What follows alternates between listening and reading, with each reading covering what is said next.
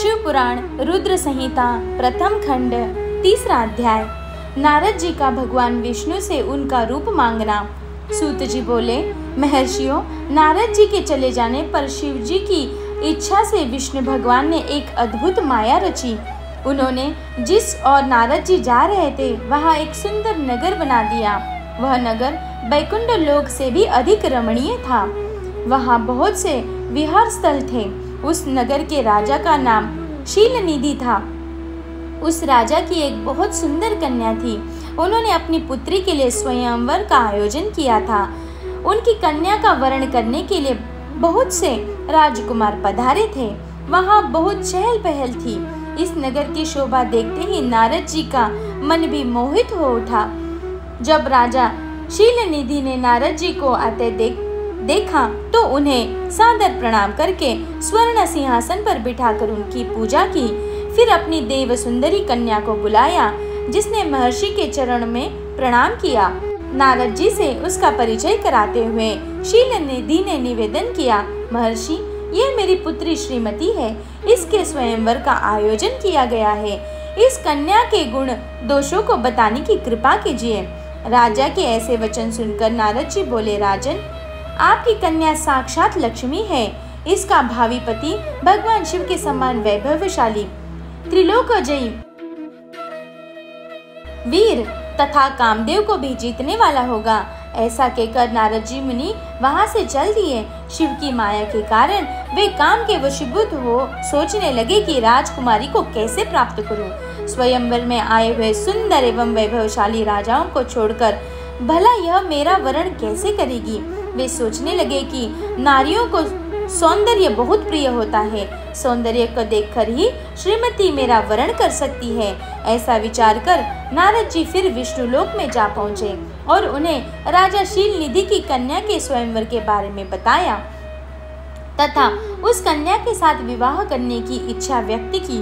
उन्होंने भगवान विष्णु से प्रार्थना की कि वे अपना रूप उन्हें प्रदान करें ताकि श्रीमती उन्हें ही वरे। सूत जी कहते हैं, महर्षियों, नारद मुनि की ऐसी बात सुनकर भगवान मधुसूदन हंस पड़े और भगवान शंकर के प्रभाव का अनुभव करते हुए उन्होंने इस प्रकार उत्तर दिया। भगवान विष्णु बोले, हे नारद, वहां आप अवश्य जाइए। मैं आपका हित उसी प्रकार करूंगा जिस प्रकार पीड़ित व्यक्ति का श्रेष्ठ वैद्य करता है, क्योंकि तुम मुझे विशेष प्रिय हो। ऐसा कहकर भगवान विष्णु ने नारद मुनि को वानर का मुख तथा शेष अंगों को अपना मनोहर रूप कर दिया।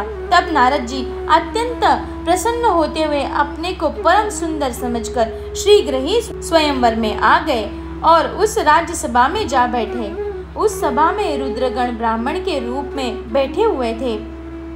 नारद जी का वानर रूप केवल कन्या और रुद्रगणों को ही दिखाई दे रहा था।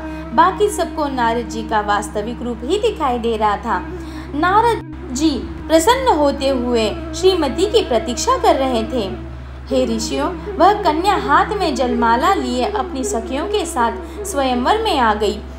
उसके हाथों में सोने की सुंदर माला थी। वह शुभ लक्षणा राजकुमारी लक्ष्मी के समान अपूर्व शोभा पा रही थी।